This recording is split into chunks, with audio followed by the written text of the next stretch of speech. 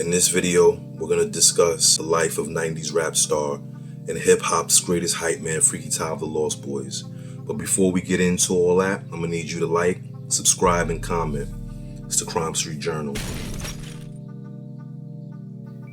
Freaky Tah was born Raymond Rogers, May 14th, 1971, in the South Jamaica neighborhood of Queens, New York. Jamaica Queens is the home of other famous artists like 50 Cent, Tony Yayo, Nicki Minaj, Lloyd Banks, street ball legends Skip to Malou, Onyx, and Lamar Odom. As a kid, Freaky Tah was known for being caring and giving, and he also had a great sense of style. I knew him since 6 years old. He's always been giving. He's always been lovable, always. He'd give you the shirt off his back. Mr. Fly, Mr. Fresh, you know what I mean? Like, even like in our class pictures from elementary, he'd go get a little fake ring or something. We in elementary school, just so he could be fresh. You know, he was always over the top. As a young kid, Tah met Mr. Cheeks when Tah's father brought him to the home of Cheeks' grandmother in order to fix a refrigerator. The two instantly became close friends, growing up together in the South Jamaica neighborhood, sharing their passion for hip-hop. In high school, Freaky Tah, Mr. Cheeks, and others started a local crew called the Lost Boyz, named after the 80s movie where teenage vampires terrorized the town. Well, Lost Boyz came from when we was younger in school, you know what I'm saying? Just me, Spig Nice, Lou, Freaky Tah.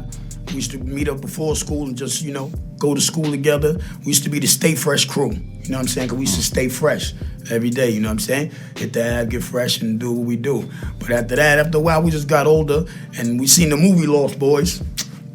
Bang, you know what I'm saying? We felt that we was dumb cats in our area, like they was running wild like that. So that's where it came from, you know what I'm saying? A little piece of that and a whole mixture of my hood, and that's what it is, you know what I'm saying? The Lost Boyz crew, aka LB Fam, would see membership grow in the hundreds throughout Queens.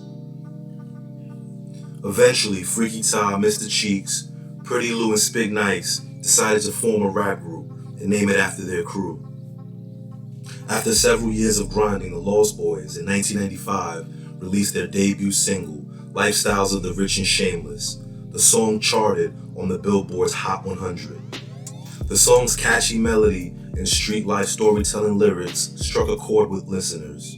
Freaky Tah's unique style and charismatic presence contributed to the distinct sound and success of the Lost Boyz.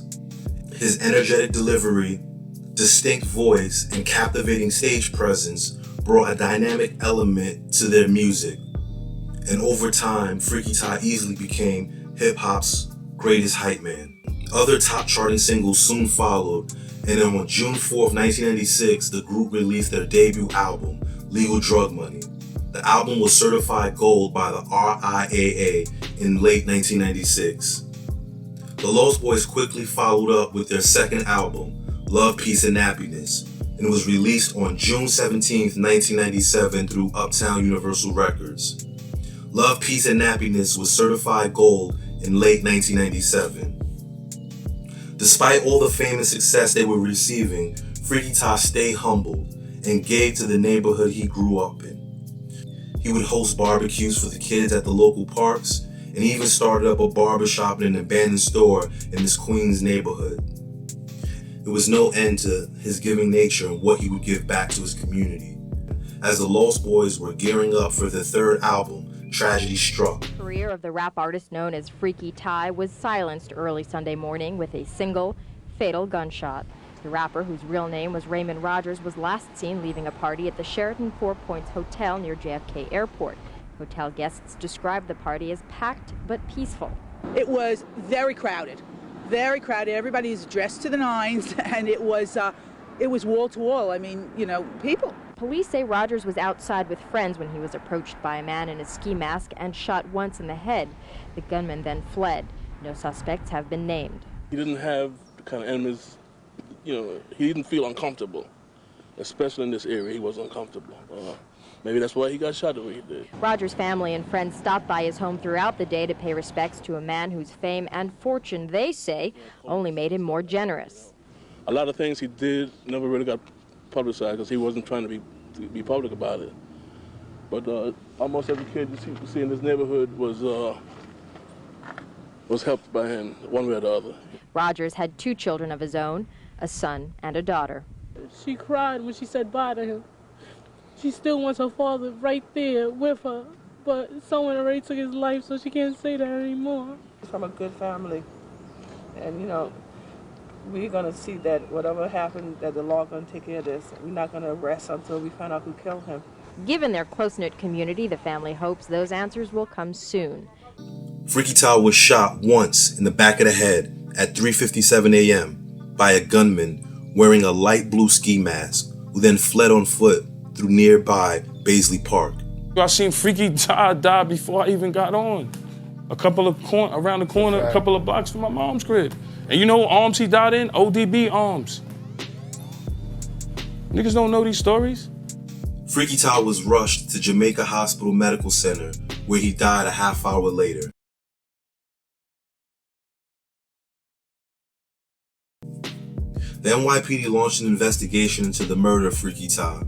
Detectives arrived at the scene, collected evidence, and interviewed witnesses to reconstruct the events leading up to the shooting. During the investigation, it was discovered that the Lost Boys were at war with another street crew / rap group from Queens called the Hellraisers. The beef started months earlier when a member of the Lost Boys rap group was robbed, according to a source. The source declined to identify which member of the victim, but said it was not Freaky Tah. He also said it was not the first time members of the Hellraisers robbed someone from the Lost Boys rap group. After the robberies, a member of the Lost Boys street crew retaliated by shooting a man named Michael Saunders, a member of the Hellraisers. But Saunders, who was killed in the shooting, actually had no involvement in the robberies. Michael Saunders' brother, Kelvin Jones, wanted revenge for Michael's murder. Kelvin Jones searched for the shooter for months, but he couldn't find him. But he knew that this person was affiliated with the Lost Boys.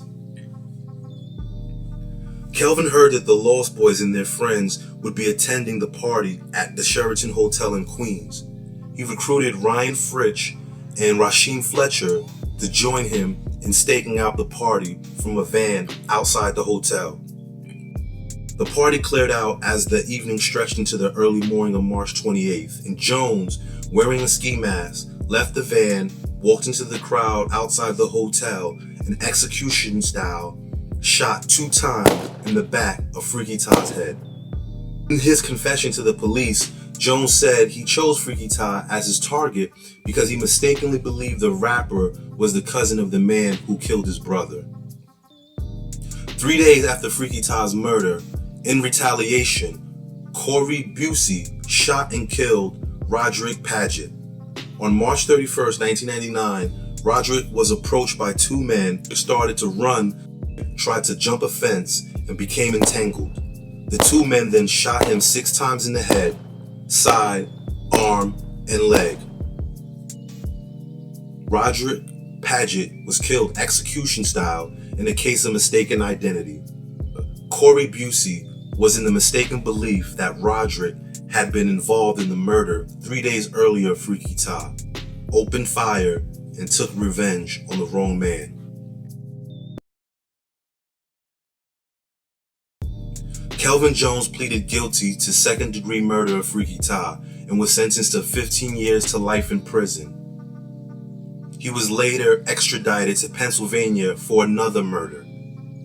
Ryan Fritch, the alleged driver, pleaded guilty to criminal facilitation and was sentenced to 15 years in prison. Rasheem Fletcher, who allegedly provided the van, pleaded guilty to manslaughter and was sentenced to 7 years in prison. Corey Busey received a 15-year sentence for murder in the second degree and criminal possession of a weapon for the shooting death of Roderick Paget in retaliation for Freaky Tah's murder. Unfortunately, these were not the only casualties from the street feud. Many other murders and shootings followed between the Lost Boys street crew and the Hellraisers in the months that followed. In memory of Freaky Tah, an annual celebration in its 24th year called Tah Day honors the memory of the fallen artist. In the spirit of Freaky Tah, the celebration held at various Queens parks gives back to the community with free food, music, and giveaways. Freaky Tah was and is the greatest hype man in hip-hop history. His impact on the music industry, hip-hop community, and his neighborhood cannot be understated. Through his talent, authenticity, and dedication, he made a lasting impression that continues to resonate. Although his life was tragically cut short, his legacy lives on through his music, his family, his friends, his fans, and the neighborhood that he grew up in. To the greatest to ever do it, to Freaky Tah, rest in peace.